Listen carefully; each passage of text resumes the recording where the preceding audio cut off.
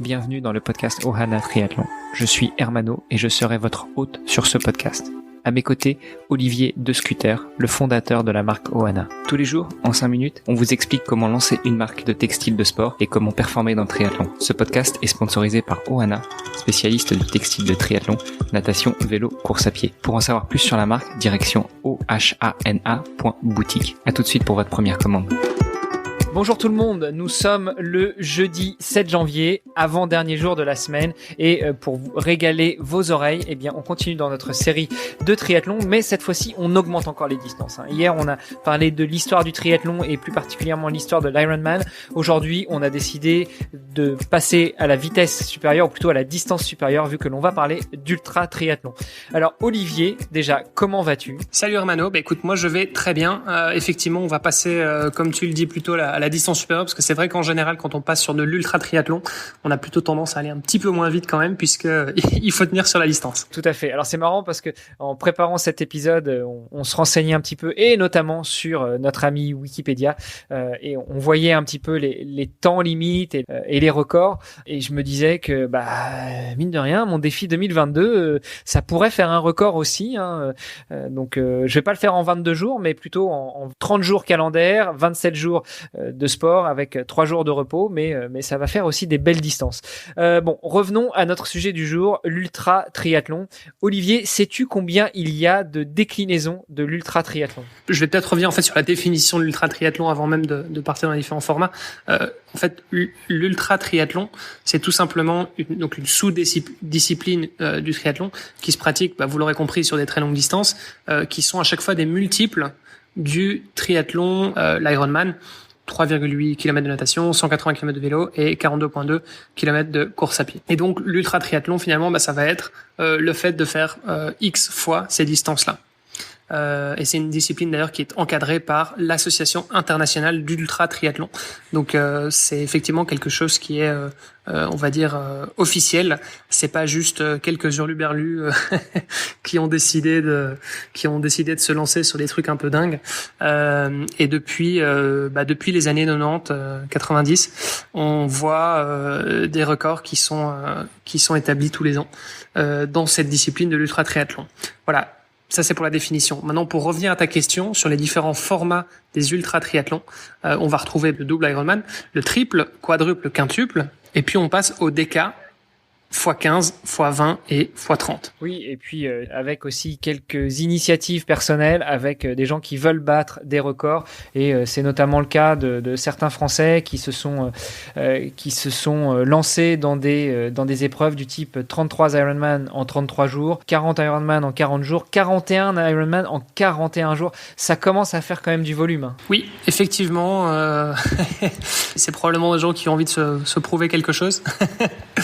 Je pense que ça demande une sacrée préparation aussi, et puis pas mal de résistance aussi. Je pense qu'il faut avoir un corps plutôt résistant pour pouvoir encaisser ça. Je me souviens avoir lu le livre de Rich Roll qui s'appelle L'Ultra-Marathon m'a sauvé. Alors Rich Roll, pour l'histoire, c'est un ancien nageur de compétition américain qui depuis qu'il a découvert la natation lors de son plus jeune âge, aux alentours de 10-12 ans, s'était mis en tête de devenir champion olympique de natation. Et puis au moment où il a pu intégrer l'université, eh bien il a décidé d'intégrer l'université de Stanford, spécialité droit, mais avec cette possibilité de recevoir une bourse d'études parce que c'était un nageur hors pair et qu'il souhaitait se qualifier pour les Jeux Olympiques. Bien mal lui en a pris en découvrant l'université. Il a aussi découvert tous les méfaits de la vie estudiantine, et notamment découvert l'alcool et d'autres plaisirs, et il a fini par mettre de côté son objectif de participer aux Jeux Olympiques et tomber un petit peu dans les méfaits de l'alcool.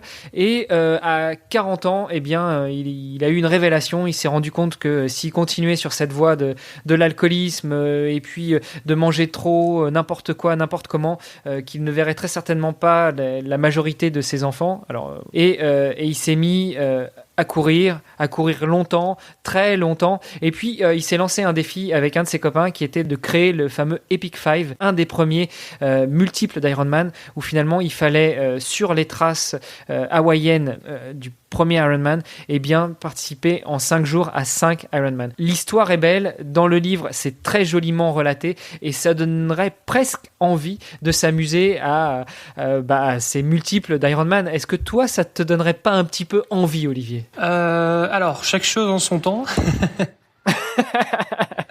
Pour l'instant, j'ai déjà pas mal de boulot avec le lancement de Wana. et puis des objectifs qui, à ma petite échelle, pour moi en tout cas, sont plutôt ambitieux pour cette année-ci. On verra par la suite.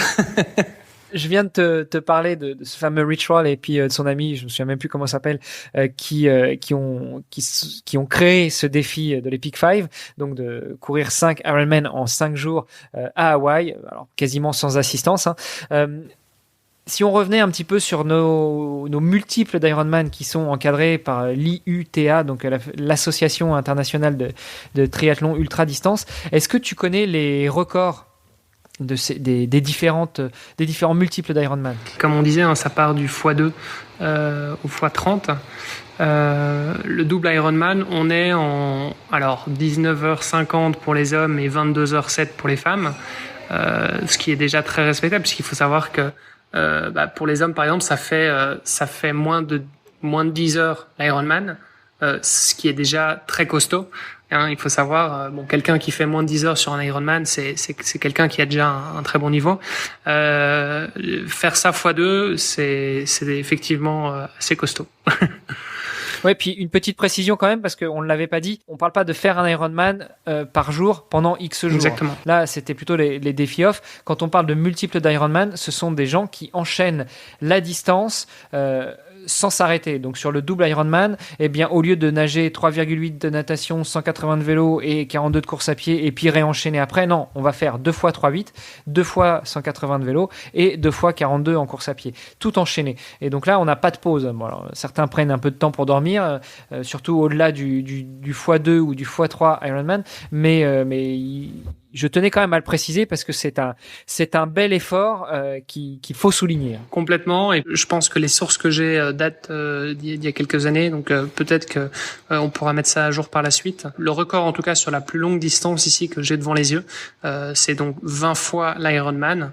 Et donc ça a été fait en 18 jours et 5 heures chez les hommes et 26 jours et 19 heures chez les femmes. Alors autant l'écart est pas si énorme que ça quand on est sur x2 ou x3, autant là déjà quand on est sur x20, on voit bien qu'il y a une sacrée différence physiologique entre les hommes et les femmes. Oui, il y a une différence quand même de 7 jours. Ce qu'il faut savoir, c'est que c'était exactement le même parcours. C'était le double décatriathlon de Mexico en 1998. Ceci dit, je pense qu'il y a un vrai débat. On pourra peut-être d'ailleurs dédier un épisode sur la question, sur justement l'endurance des femmes dans les compétitions d'ultra.